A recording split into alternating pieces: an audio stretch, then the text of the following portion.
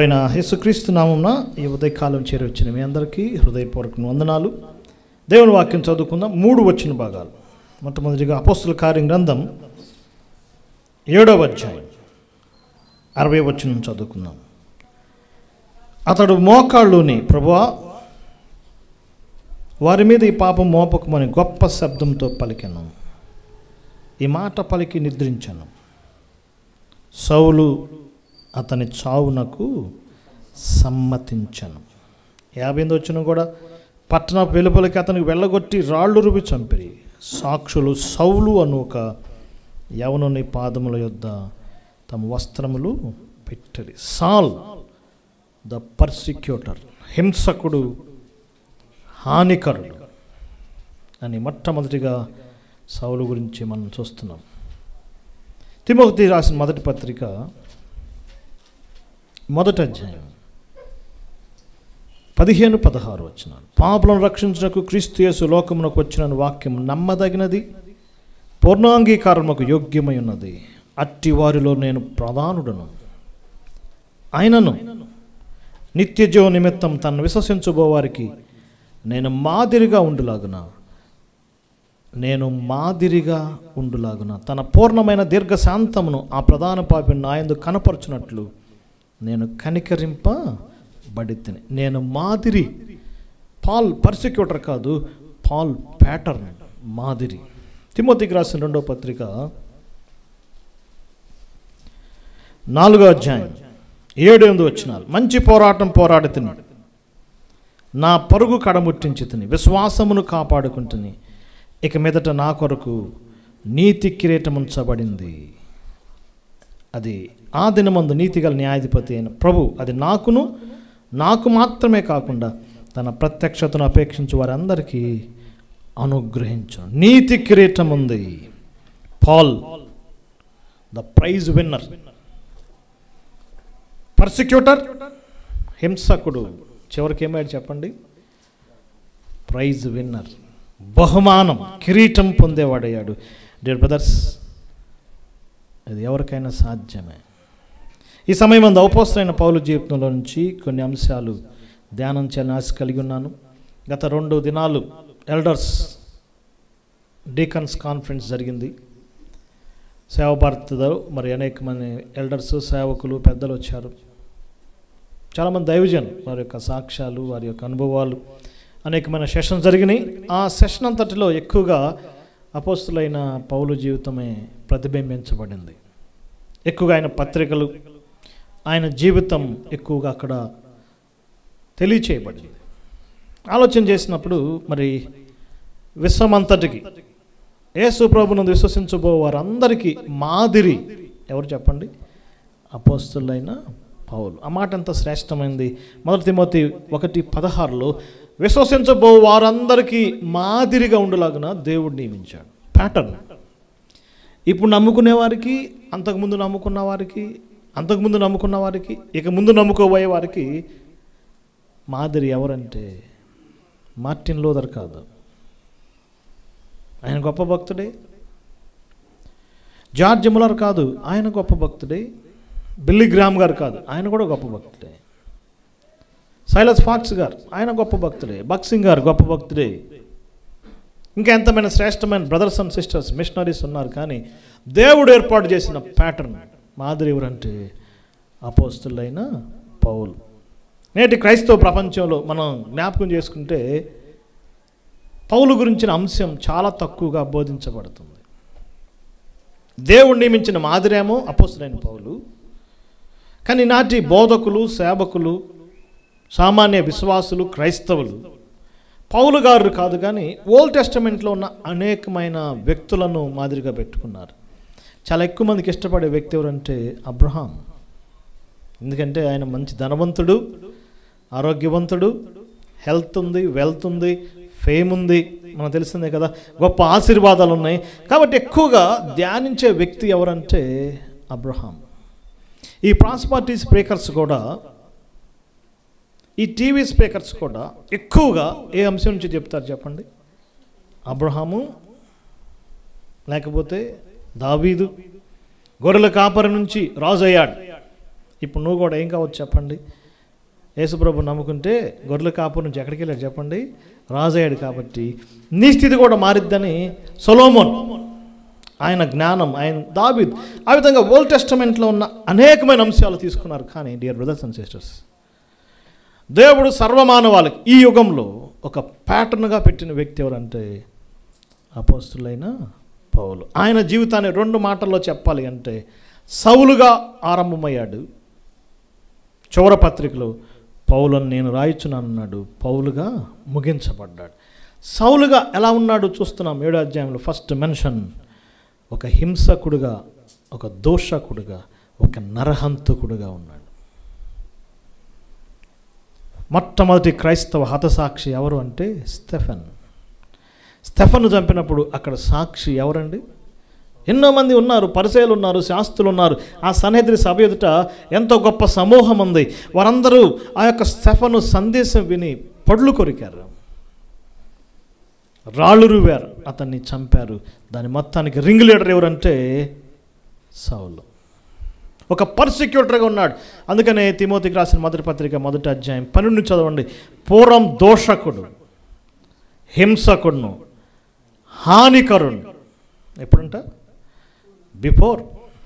అలాంటి దోషకుడు, హింసకుడు, పర్సిక్యూటర్ ఆయన రాసిన ఆఖరి పత్రిక, ఆఖరి మాటలు, లాస్ట్ చాప్టర్, లాస్ట్ వర్డ్స్, ఎ పీస్ఫుల్ డెత్. ఎంతో సంతోషంగా తన ప్రాణాన్ని అర్పించుకోబోతున్నాడు. నేను ప్రాణార్పణముగా పోయబడి ఉన్నాను, నేను వెడలిపోయే కాలం వచ్చింది, నా పోరాటం ముగించాను, నా పరుగు ముగించాను, నా కొరకేముంది? నీతి కిరీటం. ప్రైజ్ విన్నర్ అయ్యాడు. పర్సిక్యూటర్ టు ప్రైజ్ విన్నర్. అపోస్తలుడైన పౌలు నిజంగా స్వార్థం లేని గొప్ప వ్యక్తి. ఆయన అన్నమాట, ఆ కిరీటం నాకే కాదు, నా ఒక్కడికే కాదు ఆ కిరీటం కదా. ఎవరైనా పందెంలో పాల్గొన్నప్పుడు కిరీటం ఎవరు కావాలనుకుంటారు బ్రదర్? నాకే. పిల్లలకు కూడా కాంపిటీషన్ పెడితే వాళ్ళు ఏం కోరుకుంటారు? నాకే ప్రైజ్ రావాలి. అపోస్తలుడైన పౌలు, నాకు మాత్రమే కాదు, ఆయన రాకడ అపేక్షించి వారు అందరికీ ప్రైజ్ ఉంది, అందరికీ ఆ ప్రైజ్ విన్నర్ అయ్యే అవకాశం ఉంది. ఆయన యొక్క లైఫ్ మనకు కూడా ఒక ప్రోత్సాహం, ఒక ఇన్స్పిరేషన్. మనం కూడా ప్రైజ్ విన్నర్స్ కావాలి, మనం కూడా నీతి కిరీటాన్ని సంపాదించుకోవాలి, మనం కూడా ప్యాటర్న్గా ఉండాలి. ఈ సందేశం యొక్క సారాంశం అదే.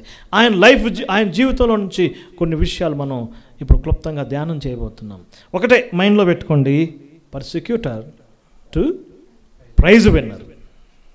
అంతేకాదు ఫిలిప్పీ పత్రికలో ఒక మాట ఉంది, ఆయన గురించిన ప్రభువుని నమ్ముకోకుండా ప్రీ కన్వర్షన్, రక్షణలోకి రాకముందు ఆయనకి ఎన్నో హోదాలు ఉన్నాయి, ఆయనకెన్నో గంభీరమైన ప్రివిలేజెస్ ఈ లోకంలో ఆయనకున్నాయి. కానీ అవన్నీ ప్రభు కొరకు ఆయన విడిచిపెట్టాడు. దయచేసి చూడండి, ఫిలిప్పీ పత్రిక 3వ అధ్యాయం. ఆ మాటలు చాలా ఆశ్చర్యాన్ని కలిగిస్తాయి. 3వ అధ్యాయం 5 నుంచి మనం చదివితే, 8వ సున్నతి పొందాడు, ఇశ్రాయేలు వంశస్థుడు, బెన్యామీయుడు, హెబ్రీయుడు, హీబ్రూ ఆఫ్ హీబ్రూస్. ఆ దినాల్లో ఇజ్రాయేలీయుడు అంటే, హెబ్రీయుడు అంటే ప్రపంచానికి ఒక గొప్ప ఆశీర్వాదకరమైన వ్యక్తి. అంతేకాదు పరిసయ్యుడును, ఫారసీ, సాల్ ద ఫారసీ, పరిసయ్యుడుగా ఉన్నాడు. ధర్మశాస్త్ర విషయంలో ఎవరు చెప్పండి? ఆయన నిష్ఠాగరిష్ఠుడు, గొప్ప ట్రైనింగ్ పొందినవాడు, ఎన్నో ఆధిక్యతలు ఉన్నాయి. సో 2 మాటలు గుర్తుపెట్టుకోండి, ఒకటి పర్సిక్యూటర్, రెండవది Pharisee. Persecutor, Pharisee, pattern and prize winner అయ్యాడు. ఆయన జీవితంలో సింపుల్ థాట్స్ మనం చూస్తున్నాం. థాట్స్ పట్టణానికి చెందినవాడు. చాలా ఆశ్చర్యం, బైబిల్లో న్యూ టెస్టమెంట్లో టర్కీ దేశానికి ఎంతో ప్రాధాన్యత ఉంది. ఎందుకో దేవుడు ఆ దేశానికి అంత ప్రాధాన్యత ఇచ్చాడు. స్ముర్ణ, ఎఫెస్, కొలస్సై ఉన్నాయి కదా, 7 సంఘాలకు రాయబడిన పత్రికలు ఏ దేశానికి చెందినవన్నీ? టర్కీ దేశానికి చెందినవి. ఈ థాట్స్ పట్టణం కూడా టర్కీ దేశం, సదరన్ టర్కీకి చెందినవాడు. అక్కడ పుట్టానన్నాడు, ఆ గొప్ప పట్టణపు పౌర్ణుడు అన్నాడు. రోమా కాలనీల్లో తార్సు పట్టణానికి గొప్ప విలువ ఉంది. ఆ దినాల్లో రోమా పౌరసత్వం ఎలా ఉండేదంటే, కొన్ని పట్టణాల్లో పుడితే వాళ్ళకి ఆటోమేటిక్గా రోమా పౌరసత్వం వెళ్ళిపోద్ది. రెండవది, రోమా పౌరసత్వం కావాలంటే డబ్బు ఇచ్చి కొనుక్కోవచ్చు. మూడవదిగా ఎవరైనా రోమా ప్రభుత్వానికి సహాయం చేస్తే, హెల్ప్ చేస్తే ఆ చక్రవర్తికి అథారిటీ ఉంది, ఏమి ఇవ్వచ్చు? రోమా పౌరసత్వము ఇవ్వచ్చు. 3 రకాలుగా ఉంటుంది. ఒకటి, కొన్ని సిటీస్లో పుడితే వారికి ఏమొస్తుందండి ఆటోమేటిక్గా? ఇప్పుడు అమెరికా వెళ్ళారనుకోండి, మనం ఎవరన్నా అమెరికాలో పుడితే ఆ పిల్లవాడికి ఏమొస్తుంది? American citizen. తల్లిదండ్రులకు రాపోయినా పిల్లవాడికి వస్తుంది. అపోస్తులైన పౌలు గారు తార్సు పట్టణంలో పుట్టాడు కాబట్టి ఆటోమేటిక్గా, అందుకని ఆయన అన్నాడు ఆ మాట, అపోస్తల కార్యం ఉంటుంది, ఆ గొప్ప పట్టణపు పౌరుడు. సో ఆయనలో ఏముంది అంటే హీబ్రూ బ్లడ్, హెబ్రీల్ రక్తం ఉంది. రోమన్ సిటిజన్షిప్, రోమా పౌరసత్వం ఉంది. గ్రీక్ కల్చర్ ఉంది. ఆయన ఏ పట్టణం పోయినా గ్రీసు భాషలో అనర్గళంగా మాట్లాడగలడు. కాబట్టి 3 గ్రేట్ పర్సనాలిటీస్ ఉన్నాయి: Hebrew blood, Roman citizenship, Greek culture. దేవుడు ఒక వ్యక్తిని లేపాడు. ఆ శ్రేష్టమైన వ్యక్తి సర్వమానవాళికి మాదిరిగా పెట్టబడ్డాడు. 1:15లో ఆ మాట ఇప్పటికీ ఆశ్చర్యం కలిగించింది. పాపులలో నేను ప్రధానుడును, చీఫ్ అమాంగ్ సిన్నర్స్. పాపుల లిస్ట్ ఉంటే ఆ లిస్టులో ఫస్ట్ పేరు నాదే. పాపుల్లో ప్రధానుడే మారితే ఏ పాపి అయినా మారే అవకాశం ఉంది. అందుకే 1:15 మాట ఉంటుంది, పాపులను రక్షించుటకు క్రీస్తు యేసు ఈ లోకమునకు వచ్చినను వాక్యం నమ్మదగినది, పూర్ణాంగీకారమునకు యోగ్యమైనది. దానికి ఎగ్జాంపుల్ నేనే. ఆ ప్రధాని పాపిని నన్ను ఆయన కరుణించాడు. అపోస్తలుడైన పౌలు కన్వర్షన్ సర్వమానవాళికి ఒక గ్రేట్ ఎగ్జాంపుల్. ఎవరైనా మారచ్చు. నరహంతకులు మారచ్చు, దోషకులు మారచ్చు, హింసకులు మారచ్చు, దైవ దోషకులు, దేవునికి వ్యతిరేకంగా జీవించిన వారు మారే అవకాశం ఉంది. ఒక ఎగ్జాంపుల్ ఎవరంటే అపోస్తలుడైన పౌలు గారు మనం చూస్తున్నాం. ఎగ్జాక్ట్గా మనకు అపోస్తల కార్యం 9వ అధ్యాయంలో ఆయన యొక్క మార్పు మనకు కనపడుతుంది. కన్వర్షన్. దమస్కు మార్గానికి వెళ్తున్నాడు. ఒక మిషతో ఆ యొక్క అధికారుల ద్వారా పత్రాలు తీసుకొని ఏ పట్టణంలో క్రైస్తవ సోదరులు ఉన్నారో సోదరులు ఉన్నారో వారిని హింసించాలి, బంధించాలి, అవసరమైతే హత్య చేయట ప్రాణాధారంగా ఉంది. ఒక మిషతో ఒక బ్యాండ్ బయలుదేరారు. దమస్కు మార్గానికి వెళ్తుండగా ప్రభువైన యేసుక్రీస్తు వారు ఆయన ఎన్కౌంటర్ చేశాడు. ఆ గుర్రం నుంచి కింద పడిపోయాడు. 2 ప్రశ్నలు అడిగాడు. ప్రభువా నీవు ఎవడవు? అప్పుడు ప్రభు సమాధానం ఏంటి? నేను నీవు హింసించిన నజరేయుడైన యేసును. ప్రభువా నేనేం చేయాలి?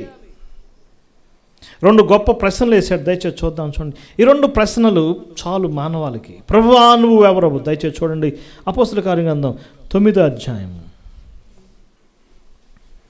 5వ వచనం. ప్రభువా నీవెవడవని అతనిని అడిగాను. 22వ అధ్యాయం అపోస్తల కార్యము 22వ అధ్యాయము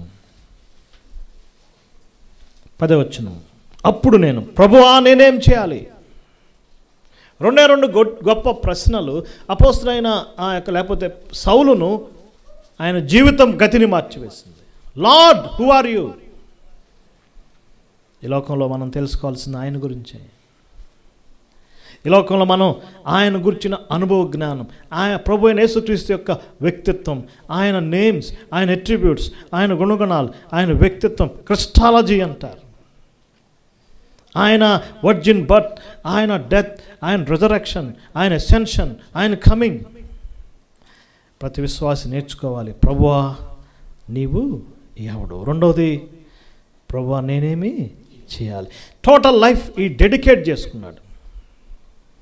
బైబిల్ పండితులు ఏమంటున్నారంటే అపోస్తలుడైన లేకపోతే సౌలు గారు ప్రభువుని నమ్ముకునేటప్పటికి మేబీ 25 to 30 years ఏజ్లో ఆయన ప్రభువుని నమ్ముకున్నాడు. దాదాపుగా యేసు ప్రభు జీవితానికి ఆయనకి ఫ్యూ ఇయర్స్ డిఫరెన్స్ ఉంటుంది. బీసీ కొంతమంది యేసు ప్రభు పుట్టిన 2-3 years తర్వాత పుట్టాడు అంటున్నారు, కొంతమంది 4-5 years గ్యాప్ అంటున్నారు. మనం పక్కిరడుగా చెప్పలేం, కానీ నియర్లీ కొంచెం డిఫరెన్స్ ఉంది. మేబీ 15 years ఏజ్లో గమలియేల్ యెరూషలేం వరకు వచ్చి గమలియేల్ పాదాల దగ్గర ఏం చేశారు చెప్పండి? ట్రైన్ అప్ అయ్యాడు. 15 to 20 years, maybe AD 15 to AD 20 వరకు ట్రైనప్ ఉన్నాడు, మంచి ధర్మశాస్త్రంలో నిష్ఠాగరిష్ఠుడయ్యాడు. ప్రతి లేఖనాలను, పాత నిబంధన లేఖనాలను బాగా అర్థం చేసుకున్నాడు. తర్వాత ధర్మశాస్త్రం కొరకు అనింద్యుడుగా ధర్మశాస్త్రం యొక్క ప్రచురణలో ఉన్నాడు. యోధా మతంలో మునిగి తేలాడు, ఆ మతం యొక్క ప్రాచుర్యం ఉన్నాడు. ఈ లోపం ఏం జరిగింది? AD 33 ఏప్రిల్ యెరూషలేంలో ఒక వ్యక్తి మరణించాడు. నజరేయుడు అని పేరు కలిగిన వాడు. నజరేతు పట్టణంలో పుట్టాడు, పెరిగాడు. నజరేతులో పెరిగాడు. బెత్లెహేములో పుట్టాడు కానీ నజరేతులో పెరిగాడు. అద్భుతాలు, సూచక్రియలు, మహత్కార్యాలు, ఆయన యొక్క బోధల ద్వారా యోధా జనాంగాన్ని, యెరూషలేం, యోదయ, సమరయ ప్రాంతాల్లో ఆయన అద్భుతాలు, సూచక్రియలు మారుమోగింది, ప్రసిద్ధి చెందింది. విన్నాడు. తార్సు పట్టణంలో ఉన్నాడు కదా, విన్నాడు. ఎప్పుడు ప్రభువారిని కలుసుకోలేదు, కానీ ధర్మశాస్త్రానికి వేరుగా చెప్తున్నాడు, మన మతానికి వేరుగా చెప్తున్నాడు. ఇది ఆలోచన చేయాలి. ఆయనకి ఫాలోవర్స్ ఎక్కువైపోతున్నారు. మన మతమే ప్రమాదంలో పడేటట్టుంది. దేవాలయం నెగ్లెక్ట్ చేయబడింది. ధర్మశాస్త్రం కాదు, కొత్త రాజ్యాంగం, ఒక కొత్త జనాంగం పుట్టింది, ఒక కొత్త పద్ధతులు వచ్చినాయి, ఒక కొత్త మార్గం ఏర్పడిందని ఒక మిష కలిగి దాన్ని ఎట్లయినా డౌన్ చేయాలనుకున్నాడు. కానీ ఏమాడు మనకు తెలుసు కదా, ఆయనే డౌన్ అయ్యాడు, కింద పడిపోయాడు. అక్కడ ఒక మాట రాయబడింది, తిన్నని మార్గములో వెళ్ళాడు. చూడండి ఆ మాట, 9వ అధ్యాయం 10వ వచనం. ఆ కళ్ళు పోగొట్టుకున్నాడు, 3 దినాలు 9:9 చూపు లేక అన్నపానం లేక పుచ్చుకొని ఉండను. 11వ వచనం ప్రభు అంటున్నాడు, నువ్వు లేచి తిన్నని దనబడిన వీధిలోకి వెళ్ళము, స్ట్రైట్ వే, స్ట్రైట్ స్ట్రీట్. ఇప్పుడు కూడా ఆ అపోస్తలైన పౌలు దమస్కు పట్టణానికి వెళ్ళిన ఆ రూట్ ఇప్పుడు కూడా ఉంది. దాన్ని అట్లా ప్రిజర్వ్ చేశారు. చూసారు, ఆయన లైఫ్ ప్రభుని నమ్ముకున్నాక ఎలా ఉందండి? Straight life. ప్రభు అన్నమాట, ఇక నువ్వు స్ట్రైట్గా ఉండాలి. ఇప్పటి వరకు వంకర టింకరగా ఉన్నావు, అటు ఇటు తిరిగావు, ఏదేదో చేసావు, అటు ఇటు ఊగావు, వేవరయ్యావు, కానీ ఇక నీ లైఫ్ స్ట్రైట్ పాత్రలో ఉండాలి. ఒక దిశానిర్దేశం ప్రభు చేశాడు. ఆ రోజు నుంచి అపోస్తలైన పౌలు ఎలా ఉన్నాడు చెప్పండి? స్ట్రైట్ పాత్రలో ఉన్నాడు. కరెక్ట్గా ఎన్నో అధ్యాయం ఇది? 9వ అధ్యాయం. ఈ అధ్యాయం చదువుతుంటే ఓల్డ్ టెస్టమెంట్లో ఎగ్జాక్ట్గా సమూయేలు గ్రంథం, మొదటి గ్రంథం 9వ అధ్యాయంలో మనకు ఒక వ్యక్తి కనపడతాడు. ఎవరైనా? సౌలు. ఓల్డ్ టెస్టమెంట్ సాల్, న్యూ టెస్టమెంట్ సాల్. ఒక పెద్ద స్టడీ. ఇద్దరిలో చాలా పోలికలు మనం చూడవచ్చు కదండి. ఆ సౌలు ఎత్తటివాడు, పొడుగువాడు. ఈ సౌలు పొట్టివాడు. యాక్చువల్గా సౌలు అనేది హీబ్రూ పదం, పౌలు అనేది గ్రీకు పదం. 13వ అధ్యాయం నుంచి పౌలు అనే పేరు మనం చూస్తాం. చాలామంది ఏమనుకుంటారంటే సౌలు పౌలు అయిపోయాడు, సౌలు పౌలు అయిపోయాడు అనుకుంటారు. కాదు కాదు. పాత నిబంధనలో దేవుడు యాకోబుని ఇశ్రాయేలుగా మార్చాడు. ఇక నీ పేరు ఏమైంది? ఇశ్రాయేల్. సారాయి ఏమైంది చెప్పండి? అబ్రాము ఏమైంది చెప్పండి? దేవుడు మార్చేశాడు. ఇక్కడ దేవుడు మార్చలేదు. మనం ఏమనుకుంటామంటే సౌలు ఏమైపోయాడు? పౌలు. కాదు. ఆయన ఎప్పుడైతే అన్ని దేశాల్లో తిరగటం, సువార్త చెప్పడానికి వెళ్ళాడు, జెంటైల్ నేమ్ పాల్. పౌలస్ అంటే చిన్నవాడు అని అర్థం, పొట్టివాడు. ఈ సౌలు ఎవరండి? పొడుగువాడు. ఈ సౌలు కిరీటం బాగొట్టుకున్నాడు. ఆఖరిలో మీరు చదవండి, సమూయేలు మొదటి గ్రంథం 31వ అధ్యాయం. ఆ సౌలు చనిపోయినప్పుడు తల తీసేశారు, కిరీటం తీసేశారు. ఈయన కిరీటాన్ని సంపాదించుకున్నాడు. ఆయన భాగ్యవంతుడు, ఈయన కూడా భాగ్యవంతుడు. ఎన్నో ఉన్నాయి, కానీ ఆ సౌలు తన ప్రాణాన్ని పోగొట్టుకున్నాడు, తన లైఫ్ తీసేసుకున్నాడు. ఈయనైతే ప్రభు గారికి ఏం చేశాడండి? ప్రాణాన్ని పెట్టాడు. సో ఓల్డ్ టెస్టమెంట్ సాల్, న్యూ టెస్టమెంట్ సాల్, ఇద్దరిది ఒకే గోత్రం. ఏ గోత్రం? బెన్యామీను గోత్రం. అదొక స్టడీ. సాల్ అండ్ పాల్ ఒక గొప్ప కంపారిజన్ మనం చేయొచ్చు. సౌలుగా ఉన్నప్పుడు రాళ్లతో కొట్టాడు, పౌలుగా ఉన్నప్పుడు రాళ్లతో కొట్టబడ్డాడు. సౌలుగా ఉన్నప్పుడు అనేక మందిని బంధించాడు. అవునా కదా? పౌలై నాకేమాడు చెప్పండి? బంధించబడ్డాడు. సౌలుగా ఉన్నప్పుడు చెరసాల్లో వేశాడు. పౌలై నాకేమాడండి? చెరసాల్లో వేయబడ్డాడు. సౌలుగా ఉన్నప్పుడు ప్రాణాలు తీశాడు. పౌలు నాకేమాడండి, సంతోషంగా ప్రభు కొరకు ప్రాణం పెట్టాడు.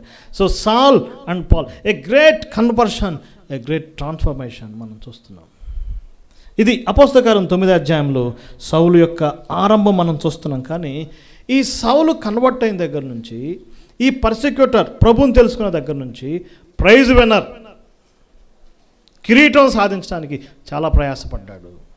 7 రకాల అంశాలు క్లుప్తంగా చూద్దాం. మొట్టమొదటిది 9వ అధ్యాయం 10-11 వచనాల్లో, ఇదిగో అతడు ప్రార్థన చేయుచున్నాడు. ఏం చేయుచున్నాడు అండి? ప్రార్థన చేయుచున్నాడు. Paul as a praying man. పౌలు మొట్టమొదటిగా ప్రభుని నమ్ముకున్నాక ఆయన జీవితంలో మొట్టమొదటి ప్రైమ్ ఇంపార్టెన్స్ ఏం చెప్పండి? ప్రార్థన చేయుచున్నాడు. పాల్స్ లైఫ్ చాలా ఆశ్చర్యం. ప్రార్థనతో ఆరంభించాడు స్నేహితులారా. ప్రార్థనతో ఆయన జీవితాన్ని ముగించాడు. దయచేసి చూడండి, ఆఖరిగా కూడా పౌలు రాసిన ఆఖరి మాటలు తిమోతికి రాసిన 2వ పత్రిక 4వ అధ్యాయం 17-18 వచనాల్లో, నా ద్వారా సువార్త సంపూర్ణంగా ప్రకటించబడుతుంది, అనేక మంది దాన్ని విన్నట్లుగా ప్రభు నా ప్రక్క నిలిచాడు, ప్రభు నన్ను తప్పిస్తాడు, పరలోక రాజ్యమునకు నన్ను చేరుస్తాడు. అది ప్రేయర్, పాల్ యొక్క ప్రేయర్. సో ఆయన లైఫ్ ఎలా స్టార్ట్ అయిందండి? ప్రేయర్తో స్టార్ట్ అయింది. 3 days కళ్ళు కనపడలేదు, ఆహారం తీసుకోలేదు, తన జీవితాన్ని గురించి దుఃఖించాడు. కాబట్టి ప్రభా నిన్ను ఎరగలేదు ప్రభా, లేఖనాల్లో నువ్వు ఉన్నావు, కీర్తనలోను, చరిత్ర గ్రంథాల్లో, ప్రవక్తల గ్రంథాల్లో నిన్ను గూర్చి ఉన్నాయి, నువ్వు నిజమైన మెస్సయ్య, దేవుని కుమారుడు, నేను నిన్ను ఎరగక చేశాను.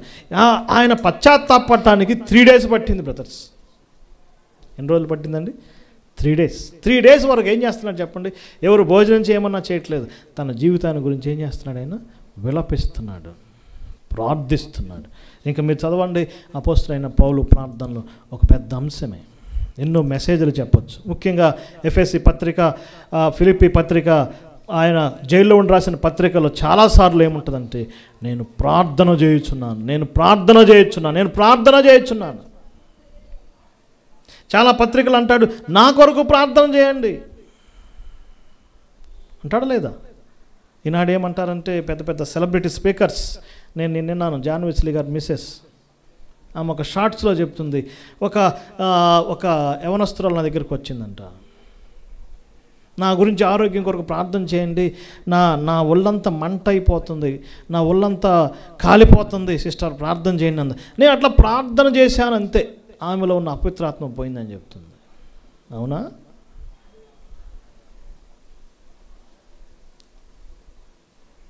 మేము ప్రార్థన చేస్తాం ఎన్నో పోతున్నాయి అంటున్నారు. కానీ అపోస్తలుడైన పౌలు అంటున్నాడు, సహోదరులారా నా కొరకు ప్రార్థన చేయండి. ఆయన ఇతరుల కొరకు ప్రార్థించాడు, తోటి వారి కొరకు ప్రార్థించాడు, సంఘాల కొరకు ప్రార్థించాడు, పెద్ద తోటి విశ్వాసుల కొరకు ఆయన ప్రార్థించాడు. టోటల్ లైఫ్ అపోస్తలుడైన పౌలు జీవితాన్ని, ప్రేయర్ని మనం ప్రక్కన పెట్టి, Paul as a prayer warrior number 1. Persecuted to prize winner కావటానికి అతని జీవితంలో ఫస్ట్ ఇంపార్టెన్స్ ఏంటి brother? Prayer life. Maybe 30 years అప్పుడు ప్రభుని నమ్ముకున్నాడు. AD 66లో ప్రభు కొరకు చనిపోయాడు. ఈ విస్తారమైన, అసలు ఎగ్జాక్ట్గా చెప్పాలంటే నా అంచనా ప్రకారం యేసు ప్రభు వారు ఎన్ని సంవత్సరాలు జీవించాడో అన్ని సంవత్సరాలు ఇన్ని కూడా పరిచయం చేశాడు ఎగ్జాక్ట్గా. ఒక ప్యారలల్స్ మనం చూడొచ్చు. కానీ AD 66లో మేబీ చనిపోయి ఉండొచ్చు. ఆ స్టార్టింగ్ నుంచి చివరి వరకు అపోస్తలుడైన పౌలు ఏం చేశాడు చెప్పండి? ప్రార్థన చేశాడు. చాలా పత్రికలు స్టార్టింగ్లో ఉంటుంది, నేను మీ కొరకు ఏం చేస్తున్నాను? ప్రార్థిస్తున్నాను. So number 1 as a prayer warrior. రెండోదిగా మనం చూద్దాం 9వ అధ్యాయంలో వెంటనే ఏం జరిగిందంటే, అపోస్తలుడైన పౌలు గలతీ పత్రికలో ఆ మాట ఉంటుంది, వెంటనే అరేబియాకు వెళ్ళి తిని. 3 years మనకు ఆయన కనపడలేదండి. దేవుడు ఎందుకో ఒంటరిగా ఆయన్ని అరేబియా ఎడారిలోకి తీసుకెళ్ళాడు. 3 years ఏం చేశాడో మనకు తెలియదు. కానీ ఒకటి మాత్రం మనం చెప్పగలం, ప్రభు ఆయన్ని ట్రైనింగ్ ఇచ్చాడు. ప్రభువుని తెలుసుకున్నాడు. ఒక్కసారి వార్త యెరూషలేము అంతా వెళ్ళిపోయింది. అపోస్తులకి వెళ్ళిపోయింది. సడన్గా మిస్ అయిపోయాడు. ఎక్కడున్నాడు? Where is address? ఒంటరిగా సాలిట్యూడ్ దేవునిలో గడిపాడు. భక్తుల జీవితాలు అలానే వారి లైఫ్లో కొన్ని సాలిట్యూడ్ ప్లేసెస్ ఉంటాయి కదా. మోజెస్ 40 years ఎక్కడున్నాడు? మిద్యాను అరణ్యంలో ఉన్నాడు. ఏలియా ఎక్కడున్నాడు చెప్పండి? కెరీతు వాగులు. యేసుప్రభు 30 years ప్రైవేట్ లైఫ్ నజరేతులో ఆయన గడిపాడు. వెంటనే 9వ అధ్యాయం యెరూషలేముకు వెళ్ళాడు. చూడండి 19వ వచనం. పిమ్మట దమస్కులో శిష్యులను కలుసుకున్నాడు.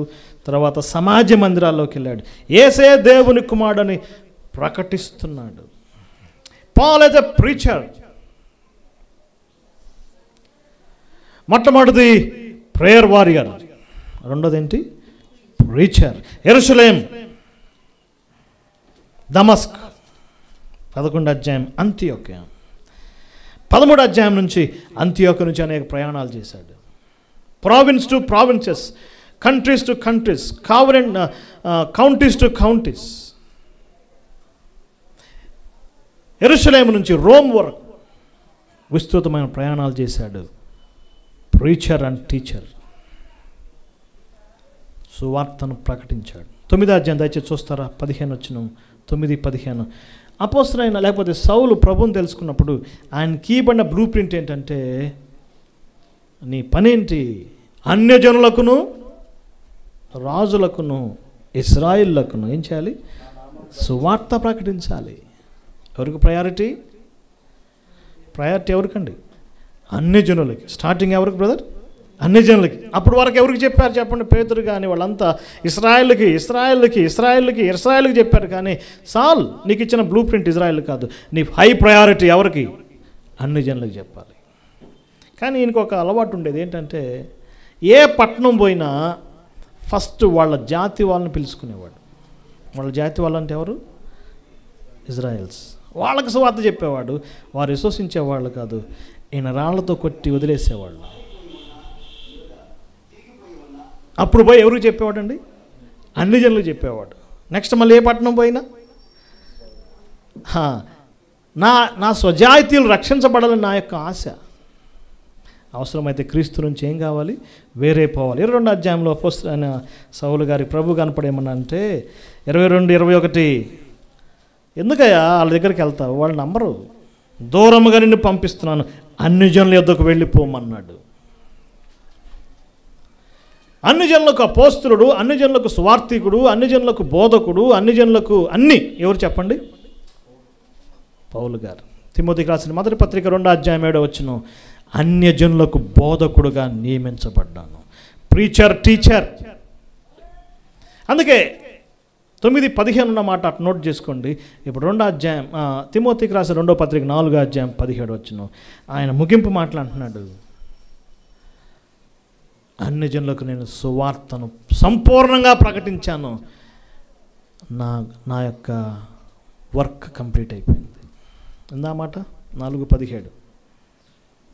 అన్ని జనులందరూ దాన్ని సంపూర్ణంగా వినులాగునా. చూసారా? ఒక గొప్ప ఫినిషర్ అండి, ఒక గ్రేట్ ఫినిషర్.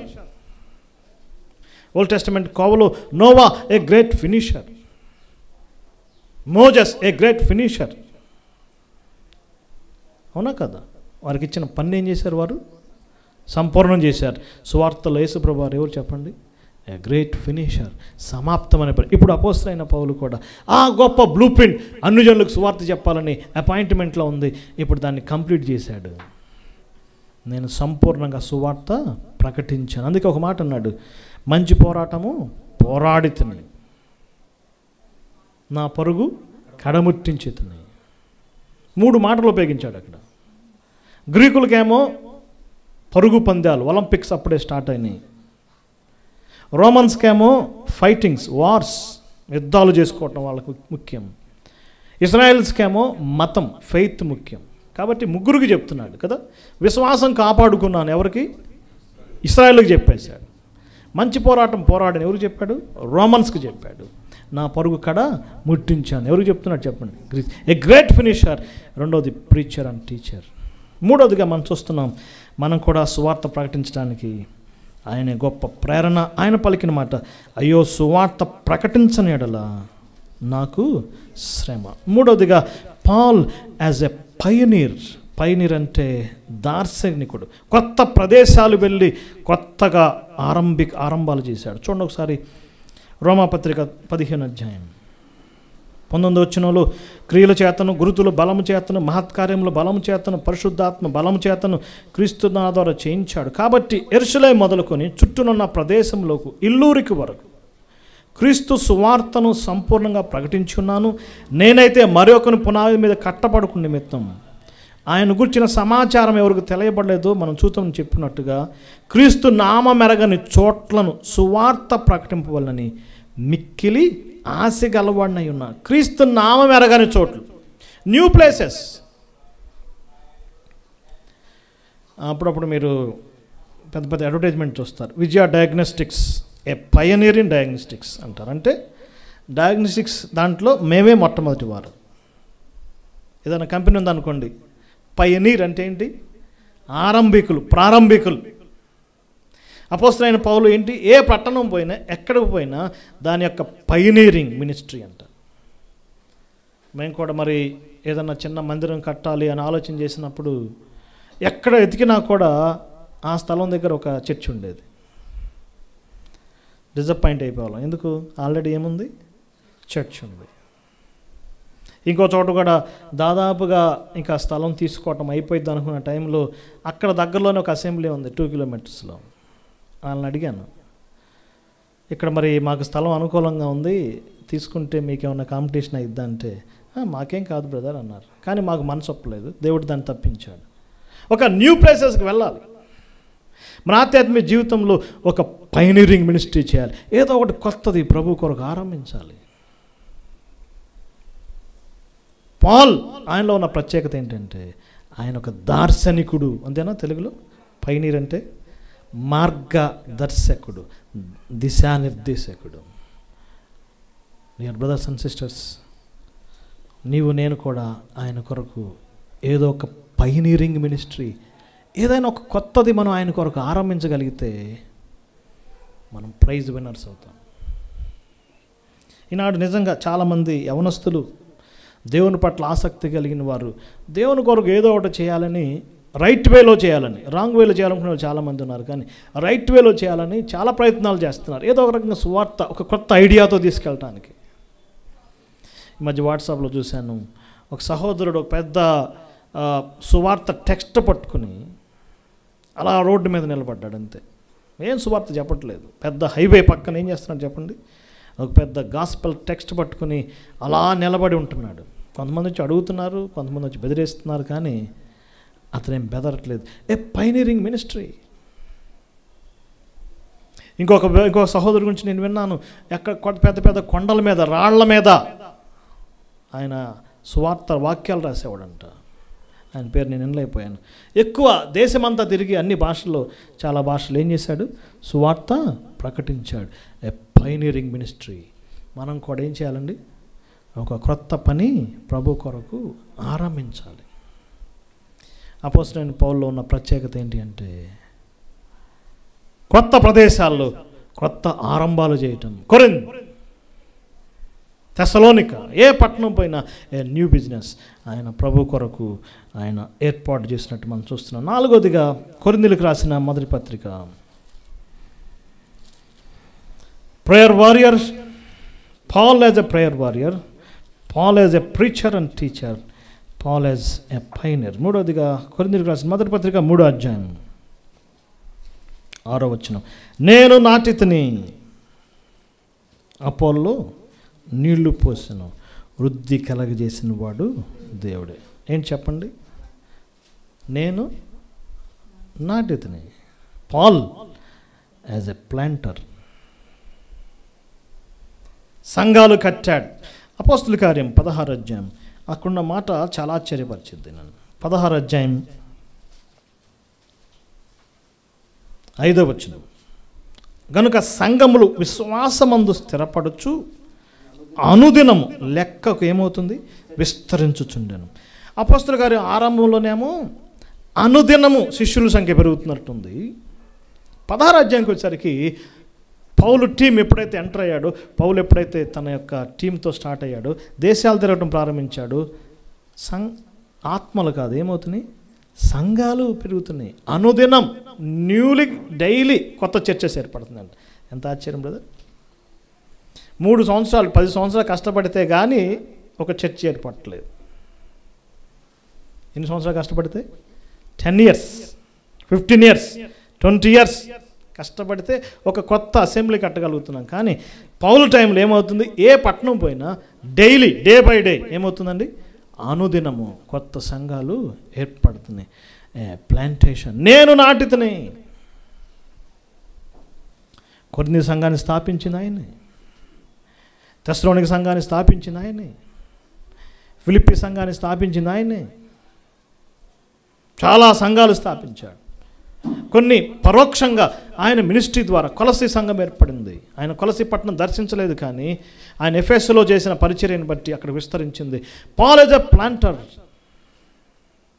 నేను నాటితిని, అపోల్లో నీళ్లు పూసాడు. వృద్ధి కలగజేసిన వాడు ఎవడు?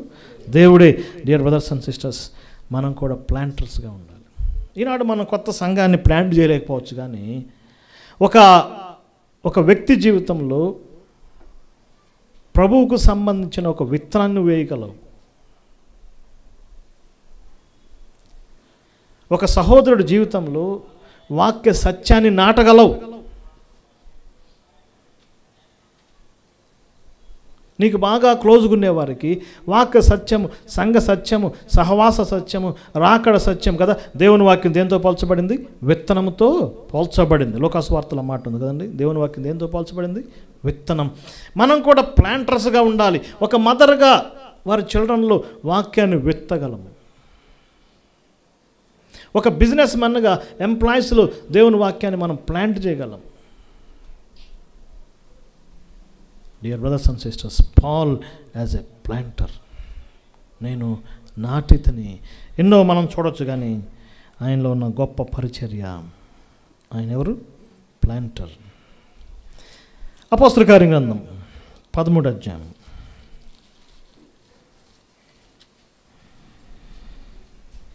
మొదటి వచనం. సౌలు అను ప్రవక్తలు ఉండెను. Prophet. Paul as a prophet, ప్రవక్త. ఈనాడు కొంతమంది మినిస్ట్రీ అంతా ప్రవచనాల మినిస్ట్రీయే. వాళ్ళ మినిస్ట్రీ అంతా ఏంటండి, ఇదిగో దేవుడు నిన్ను దర్శించబోతున్నాడు, దేవుడు నీకు మేలు చేయబోతున్నాడు, ఫ్యాన్ రాబోతుంది, పెట్రోల్ లేకపోయినా కారు నడుచుకుంటూ వెళ్ళిద్ది కదా. ఈ లోకంలో చాలామంది ఆ మినిస్ట్రీ అంత ఏంటి, ప్రవచనాల మినిస్ట్రీ. ఈనాడు మనం కొత్తగా ప్రవచనాలు ఏమీ లేవు. నీ గురించి ప్రవచనం చెప్పే అధికారం నాకు లేదు స్నేహితులారా. నీ జీవితం ఏదైనా హెచ్చరించగలనేమో కానీ, ఒక సేవకుడుగా ఏదైనా వాక్యపరంగా హెచ్చరించగలనేమో కానీ, నీ లైఫ్ గురించి నేను ప్రాఫెసీ చేయలేను. ప్రవచనాలు నిలిచిపోయినాయి. అన్ని ప్రవచనాలు ప్రభు యేసుక్రీస్తులో ఉన్నాయి. ప్రవచన సారం అది. కానీ మనం ప్రవక్తలం ఎలా కావచ్చు అంటే, యేసుప్రభు రాబోతున్నాడని చెప్పామనుకోండి, మనం ప్రవక్తలమే. ఉన్న ప్రవచనాలు చెప్పటమే.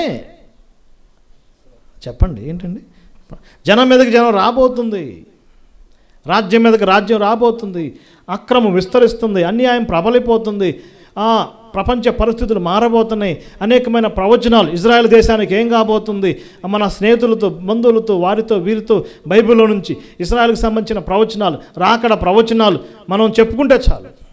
మనం కూడా ఎవరిమి? ప్రాఫెట్స్, ప్రవక్తలం. ఆ రాకడ సంగతులు ఇతరులతో పంచుకుంటే నీవు నేను ప్రవక్తవే సిస్టర్స్. అంతేగాని ఏమి లేవు చెప్పండి. కానీ అపోస్తలుడైన పౌలుకి దేవుడు అనేకమైన ప్రవచనాలు తెలియజేశాడు. అనేకమైన ఆనాడు ఇంకా ప్రవచన వరం ఉంది కాబట్టి అనేకమైన ప్రవచనాలు పెట్టాడు. ఒక ప్రాఫెట్గా కూడా మనం ఆయన ధ్యానం చేయొచ్చు. పౌలే జీవితంలో ఏమేం చేశాడు అవన్నీ నీవు నేను చేయగలం. చివరికి మనం ఏం పొందుకోగలం? ఒక ప్రైజ్ విన్నర్స్గా ఉందాం. నీతిగల న్యాయాధిపతి మనందరికి ఏమిస్తాడు? ఒక కిరీటము ఇస్తాడు. బహుమానం కొరకు మనం ప్రయాసపడాలి, బహుమానం కొరకు మనం పరిగెత్తాలి. Paul as prophet. ఆ రోజుగా మనం చూద్దాం, చూడండి. Paul as prisoner. అది చాలా టఫ్ అంశం. అపోస్తలుడైన పౌలు జీవితంలో ప్రభు కొరకు ఖైదీ అయ్యాడు. ఎఫెసీ పత్రిక 3వ అధ్యాయం. Paul as a prisoner. నీ జీవితంలో, నా జీవితంలో ప్రైజ్ విన్నర్స్ కావాలంటే ప్రిజన్ ఎక్స్పీరియన్సెస్ గుండా వెళ్ళాల్సిందే. 3వ అధ్యాయం మొదటి నుంచో, ఈ హేతువు చేత అన్యజనుల నిమిత్తం క్రీస్తు యేసు యొక్క ఖైదీనైన నేను పౌలను నేను ప్రార్థించుచున్నాను. క్రీస్తు యేసు యొక్క ఖైదీ. ఏ ఖైదీ? చెంచలగూడ ఖైదీ కాదు, రోమ్ ఖైదీ కాదు. ఏ ఖైదీ బ్రదర్? క్రీస్తు యేసు ఖైదీ. అపోస్తలుల 2వ అధ్యాయంలో పౌలు అరెస్ట్ చేయబడ్డాడు యెరూషలేములో. తిప్పారు, కైసరియా తీసుకెళ్లారు. కైసరియాలో చాలా కాలం పెట్టారు. అతనికి బెయిల్ రాలేదు. అతనికి ఆ యొక్క రాజుల ఎదుట చెప్పుకోవటానికి కూడా సమయం రాలేదు. ఇక చివరికి అన్నాడు, నేను కైసరికి చెప్పుకుంటాను, రోమ్ మీద తీసుకెళ్ళండి అన్నాడు. మొత్తానికి రోమ్ తీసుకెళ్లారు. రోములో ఆయన హౌస్ అరెస్ట్ చేయబడ్డాడు. అపోస్తలుల 2వ అధ్యాయం చివరిలో చదవండి. 2 years అద్దెంట్లో కాపురం ఉన్నాడు. చేతులకు సంఖ్యలు వేశారు. 4 పత్రికలు రాశాడు జైల్లో నుంచే. ఆ 4 పత్రికలు బైబిల్ గ్రంథానికి కీలకమైన గుండెకాయలు అంటే ఎఫెసీ, కొలస్సీ, ఫిలిప్పీ, కొలస్సై. ఎన్ని పత్రికలు బ్రదర్? 4. జైలుకి వెళ్ళకపోతే ఆ పత్రికలు వచ్చాయి కాదు. ప్రిజన్ సెల్ ఆయన పట్టణశాలగా మార్చుకున్నాడు. జైలు గదిని ఏం చేశాడు? పట్టణశాలగా మార్చుకున్నాడు. అనేక పుస్తకాలు చదవటానికి, రాయటానికి ఫ్రీ టైం వచ్చింది.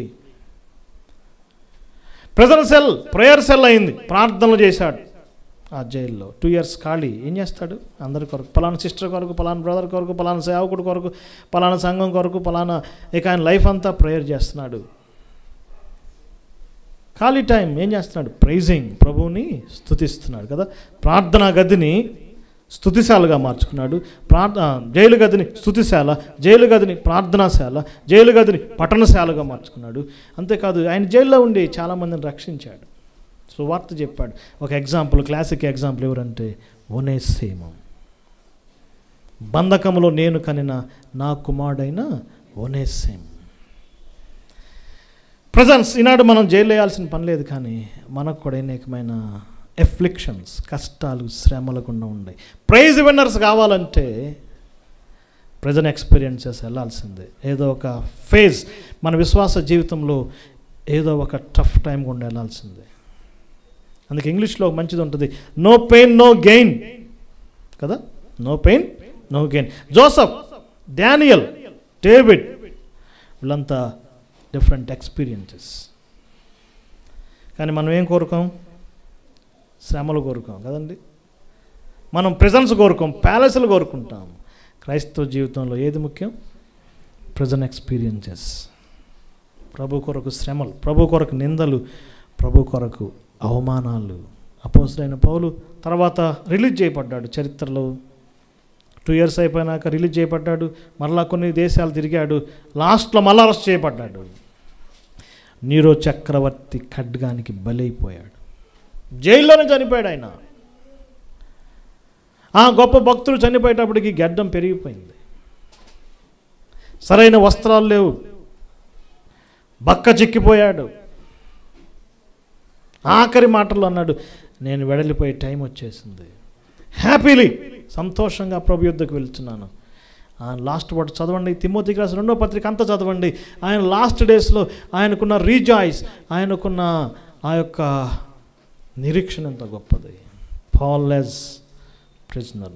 7వదిగా Paul as penman, writer. 14 పత్రికలు రాశాడు. కొంతమంది ఎబ్రీ పత్రిక ఆయన రాలేదు అంటారు, అదేమో నాకు తెలియదు. కానీ అట్లీస్ట్ 14 letters. ఎన్నో పత్రికలు రాసి ఉండొచ్చు, కానీ మనకన్నీ అవైలబుల్గా లేవు. ఎన్ని ఉండి? 14 పత్రికలు. సంఘాలకు రాశాడు, 7 సంఘాలకు రాశాడు. వ్యక్తులకు రాశాడు. Present epistles, personal epistles, primary epistles. క్రైస్తవానికి ఆయన పత్రికలు ఎంతో ప్రాముఖ్యమైనవి. నేటి క్రైస్తవ శాఖలు, బోధకులు అపోస్తలుడైన పౌలు పత్రికలని పక్కన పెట్టేశారు. ఆయన గురించి పట్టించుకోవట్లేదు.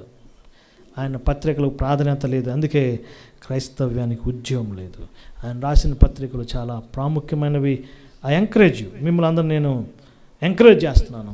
అపోస్తలుడైన పౌలు పత్రికలు చదవండి. అండ్ లాస్ట్ వన్, ఇప్పుడే మనం చూసాం తిమోతికి రాసిన మొదటి పత్రిక 1వ అధ్యాయం 16వ వచనం.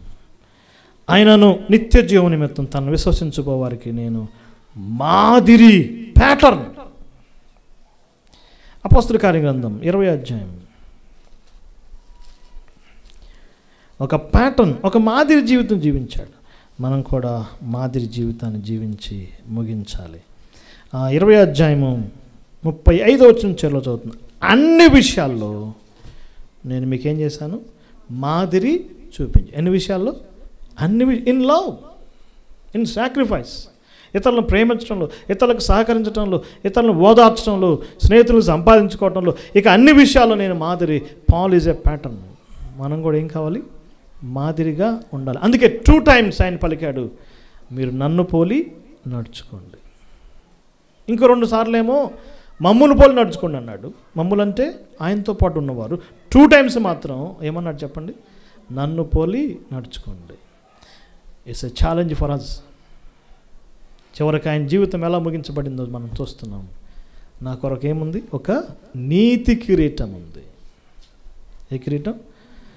ఆ నీతి గల న్యాయాధిపతి నాకు మాత్రమే కాదు, నాలాగా ఎవరైతే జీవిస్తారో వారందరికీ ఏముంది? నీతి కిరీటం ఉంది. ఆ కిరీటం కొరకు ప్రయాసపడదాం. పర్సిక్యూటర్ టు ప్రైజ్ విన్నర్. పాల్ పర్సిక్యూటర్ ఏమో, కానీ మీరు అనొచ్చు, నేను ఎవరిని గాయపరచలేదు బ్రదర్, నేను ఎవరిని కించపరచలేదు, నేను నమ్మకంగా జీవించాను, నేను పౌలు లాంటి పాపిని కాదని వచ్చాము. కానీ దేవుని వాక్యం చెప్తే ఏ భేదం లేదు, అందరూ పాపం చేసి దేవుడు అనుగ్రహించి మహిమను పొంద. నీతిమంతుడు లేడు, ఒక్కడు లేడు. మనమందరం పాపులం, బలహీనం, భక్తిహీనం. కానీ నీ కొరకు నా కొరకు ప్రభు చనిపోయాడు, రక్తం కార్చాడు, తిరిగి లేచాడు. ఆయన విశ్వసించినప్పుడు మన యొక్క ఓల్డ్ నేచర్ పోతుంది, మనం ఒక క్రొత్త రీజనరేట్ అవుతాం, కొత్త ధనంలోకి వస్తాం. కాగా ఎవడైనా క్రీస్తునందున్న వాడు నూతన సృష్టి. సాల్ కాదు, ఇప్పుడు పాల్ పర్సిక్యూటర్ ఏమయ్యాడు? ప్రైజ్ విన్నారు. ఈ మధ్యకాలం ఏం జరిగింది? A prayer man. రెండవదిగా ఆయన ఎవరు? ఏ preacher and teacher, A planter, pioneering ministry, prophet, prisoner, pen man, pattern. దేవుడి వాక్యాన్ని దీవించునుగాక.